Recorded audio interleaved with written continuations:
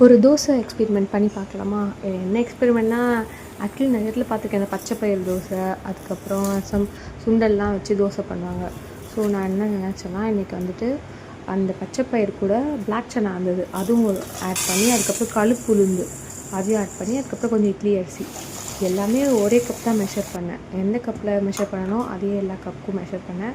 இந்த பிளாக் சன்னா மட்டும் கொஞ்சம் எக்ஸ்ட்ரா போட்ட ஒரு கைப்பிடி, பிகாஸ் இந்த பாட்டிலில் ஃபில் பண்ணதுக்கப்புறம் எக்ஸ்ட்ரா இருந்தது. அதை தண்ணி ஊற்றி ஒரு 6 to 8 hours ஊற வைக்கணும்னு நினச்சேன். நான் வந்து கரெக்டாக 8 hours ஊற வச்சேன். ஊற வச்சோடனே நல்லா இந்த சுண்டல்லாம் நல்லா ஃப்ளஃபியாக நல்லா ஊறி இருந்தது.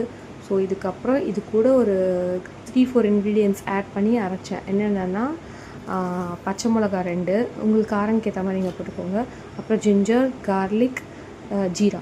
ஸோ இதெல்லாம் வந்து இந்த அடை டேஸ்ட்டு வரும் இல்லை, இதெல்லாம் போட்டு நல்லா அரைச்சிட்டு நான் ஃபர்மெண்ட் பண்ணல, சால்ட் வாட்டர் ஆட் பண்ணி இமீடியட்டாகவே தோசை ஊற்ற ஆரம்பிச்சிக்கிட்டேன். அதை திக்காக கொஞ்சம் வச்சுக்கிட்டேன். அப்போ தான் நல்லா இருந்தது அந்த அடை ஊற்றுறதுக்கு. அது கூட நல்லெண்ணெய் ஊற்றி, அப்புறம் என்ன பேக் பண்ணால் பொடி இருந்தது, அதை வச்சு சாப்பிட்லாம் நினச்சேன். அதுக்கப்புறம் ஒரு பூண்டு காரம் சட்னி மாதிரி ஒன்று ட்ரை பண்ணேன். அதுவும் நல்லா தான் வந்துருந்தது.